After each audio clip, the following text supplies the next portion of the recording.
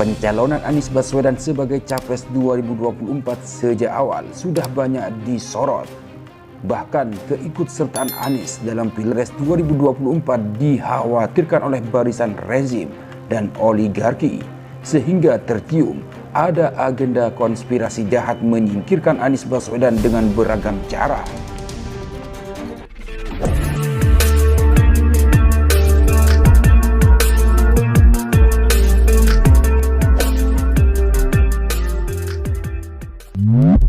Anies Baswedan pada pemilu 2024 nanti berada dalam keadaan tidak mudah alias berat. Sudah tercium adanya upaya konspirasi jahat untuk menyingkirkan Anies agar gagal jadi capres dan atau kalah dalam pemilihan presiden nanti. Hal ini diungkapkan oleh politikus senior Priyo Budi Santoso. Saudara sekalian, hari ini tokoh Anies Baswedan yang merupakan keluarga besar kita dalam posisi yang tidak mudah. Bacaan saya tidak pernah salah, Mas Anies. Saya telah mencium gelagat selama sekian periode saya di gedung parlemen. Saya tahu tentang taktiwernya politik setidaknya. Saya bisa membau apa yang terjadi. Sekarang posisi Mas Anies tidak mudah karena situasi dan banyak jeglongan jebakan yang ada. Masih banyak duri-duri depan kita. Padahal tokoh lain tidak diperlakukan seperti itu. Kenapa begitu? Wallahu a'lam bishawab. Biasanya Mas Anies, tokoh besar itu akan lahir lewat situasi yang sulit dan tidak mudah. Tepuk tangan. Biasanya pemimpin besar itu yang diinginkan dan diharapkan oleh situasi kenegaraan, situasi lingkungan tanah airnya ialah melewati masa-masa, melewati situasi-situasi yang penuh onak dan duri. Baik. Oleh karena itu, saudara sekalian, saya berpandangan, mudah-mudahan ini cuma ini, nanti tiba saatnya orang-orang yang banyak diem, termasuk saya dan banyak kawan lainnya, pada saatnya silent majority akan tidak terbendung lagi untuk menyampaikan halalan toyiban hak dan yang diperlukan untuk menyelamatkan negeri yang tadi. Sementara hal senada juga disampaikan oleh mantan Wakil Menkumham Denny Indrayana. Menurut opini yang disampaikannya, Presiden Jokowi ikut campur dalam penentuan bakal calon presiden 2024 dan dalam pemilu presiden 2024. Dengan tegas, Denny Indrayana menyebut bahwa apa yang dilakukan oleh Presiden Jokowi demi mengamankan atau istilahnya soft landing usai lengser dari jabatannya nanti. Lantas apa yang mendasari opini dan kritik terbuka Denny Indrayana kepada Presiden Jokowi? Terlebih dia turut menyeret-nyeret dua lembaga, KPK dan MK. Menurut Denny Indrayana, apa yang ditulisnya memang sangat serius.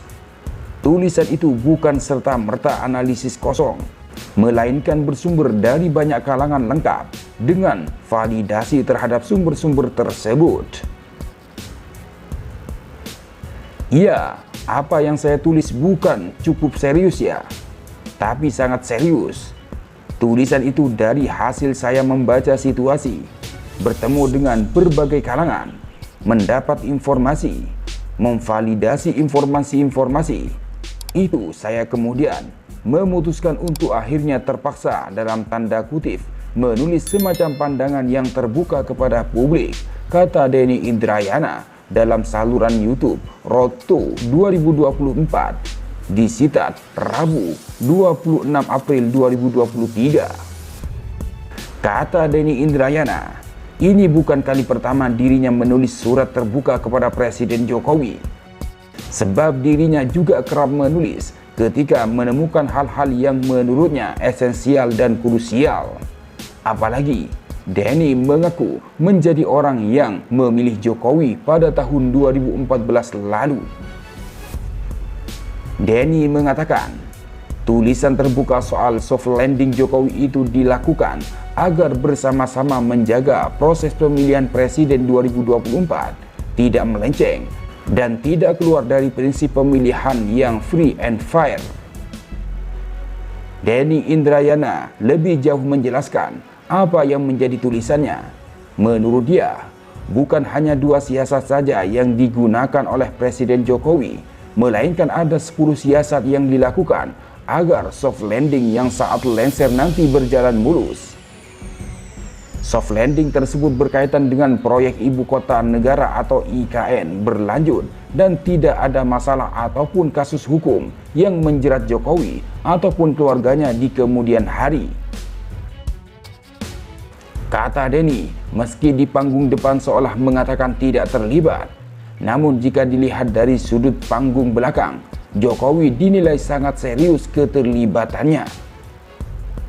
Ya, tentu ada dinamikanya. Dia mendukung Ganjar Sandi Uno dan Prabowo Airlangga sambil mengambil langkah-langkah menolak atau bahkan menghilangkan kesempatan peluang Anies Baswedan AHY. Nah, ini menurut saya serius kan?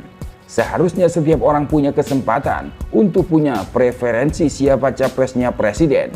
Tapi pada saat dengan menjabat masuk ke wilayah mendukung, menggunakan kewenangan dan pengaruhnya, itu melanggar prinsip. Karena presiden tentu punya resources untuk dapat mempengaruhi hasil. Hal inilah yang dinilai Denny tidak boleh dilakukan karena menyebabkan arena pertandingan menjadi tidak netral bagi semua calon kontestan. Karena itu, pelanggaran konstitusi ini yang lagi-lagi dilakukan oleh Presiden Jokowi. Dengan segala resikonya, saya tulis itu. Pasti akan tidak nyaman, tapi kan perlu diingatkan baik-baik, kata Denny Indrayana. Guru besar hukum tata negara itu juga menyoroti soal kandidat capres kuat dari luar lingkaran kekuasaan Presiden Jokowi, Anies Baswedan. Menurut Denny, di tengah penjajakan yang sedang dilakukan tokoh dan partai politik, ada kekhawatiran apabila menjatuhkan pilihan kepada Anies Baswedan. Ketika saya menawarkan mitigasi hukum kepada suatu parpol dalam rangka pemilu 2024, sang pimpinan parpol mengatakan, kita bisa bekerja sama, syaratnya hanya satu, Anda tidak boleh mendukung Anies sebagai capres, jelas Denny dalam rilisnya. Lebih lanjut, Denny menjelaskan, sang ketum parpol mengungkapkan harus ambil pilihan terkait sikap mendukung capres. Menurutnya, sang ketum parpol mengaku tidak akan memilih Anies untuk menyelamatkan partainya. Ketika saya tanya mengapa demikian, sang ketum menjawab, saya harus memikirkan dan menyelamatkan partai sambil tersenyum penuh arti, ungkapnya. Padahal Denny mengaku sudah mengingatkan bahwa partai tersebut konstituennya mayoritas lebih mendukung Anies Baswedan, yang mana artinya tidak mendukung Anies sama saja membuat partai mengalami kerugian. Lanjut Denny, sang ketum parpol tetap tidak mau mendukung Anies karena menganggap diri dan partainya akan hilang.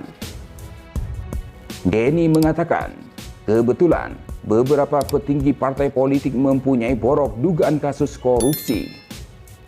Ada yang terjerat pengadaan minyak goreng, izin lahan hutan, kardus duren, dan lain-lain. Ada juga tokoh yang telah disiapkan dugaan korupsi pembelian Bank Banten.